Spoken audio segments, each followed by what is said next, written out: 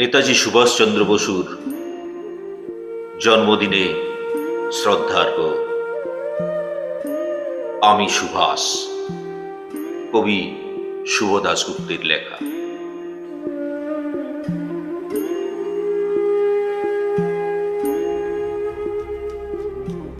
তোমার পাথরে দিয়েছি মালা, এত মালা, এত ফুল, তুমি ঢাকায় পড়ে গেছো। তুমি পাথর না হলে রাগ করতে। 56 বছর আগের এক মধ্যরাতে এলগিন রোডের 3 তলার ঘরে আলো জ্বলছিল। চাদর গায়ে এক ছায়ামূর্তি পায়চারি করছিল অবিরাম। বাইরের রাস্তায় ইংরেজ পুলিশের চর সতর্ক সজাগ চোখে দেখছিল। তার সব সতর্কতাকে বুদ্ধ বানিয়ে তুমি তখন অন্ধকার চিরে ছুটে চলেছ আলোর পথে। দেশের মানুষ কাকপক্ষী কেউ টের পায়নি।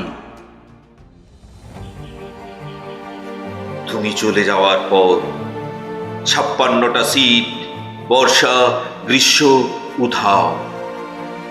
তুমি সেই থেকে প্রত্যেক জানুয়ারিতে পৃথিবীর এ পাড়া ও পাড়া সব মাটিতে তোমার অনশ্বর পায়ের ছাপ। সব রাইফেলে তোমার বুকের বারুদ, সব কুচকাওয়াজে তোমার স্বপ্নের ছন্দ, সব পাথরের মতো স্বাধীনতাকে খুঁজেছে তোমার অন্তরে লুকিয়ে থাকা খেপা। তোমার গন্তব্য ছিল স্বাধীনতা, তোমার পথ ছিল স্বাধীনতা, তোমার স্বপ্ন ছিল স্বাধীনতা, তোমার প্রেম ছিল স্বাধীনতা। তুমি রক্ত চেয়েছিলে স্বাধীনতার জন্য, তুমি তাই পাথর। যারা স্বাধীনতার আড়ালে চেয়েছিল গতি, চেয়েছিল সিংহাসন, ইংরেজের ছেড়ে যাওয়া লুটের রাজ্যপাট, তারা রইল সুখে। ভারতবর্ষের টাকায় তাদের সুখ, তোমার নয়। ভারতবর্ষের অফিসে আদালতে তাদের ছবি, তোমার নয়। ভারতবর্ষের সংবিধানে তাদের শৈশাবুত, তোমার নয়। ইংরেজ গরিব মানুষকে পায়ের নিচে রাখত, আমরা বড়লোকদের মাথায় করে রেখেছি। স্মাগলার কিংবা ডাকাতকে জোড়হাতে সভাপতির আসনে আহ্বান করেছি।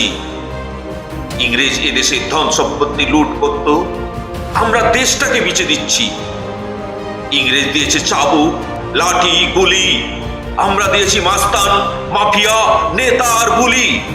ইংরেজ দিয়েছে কালাপানি, সেলুলার জেল, আমরা দিয়েছি টিভিতে সুপারির মোকাবিলা আর আইনসভায় আয়ারাম গয়ারামের খেল।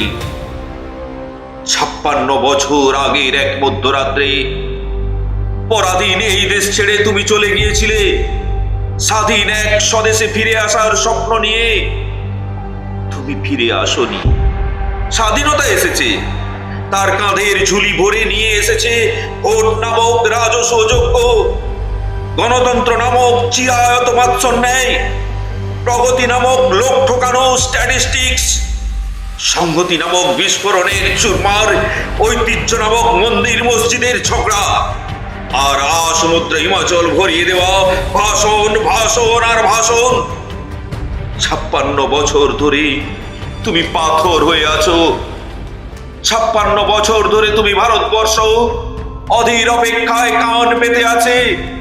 ইতার তরঙ্গে কবে হঠাৎ শোনা যাবে স্বাধীনতার নিজস্ব কণ্ঠস্বর। আমি সুভাষ বলছি, আমি সুভাষ বলছি, আমি সুভাষ বলছি।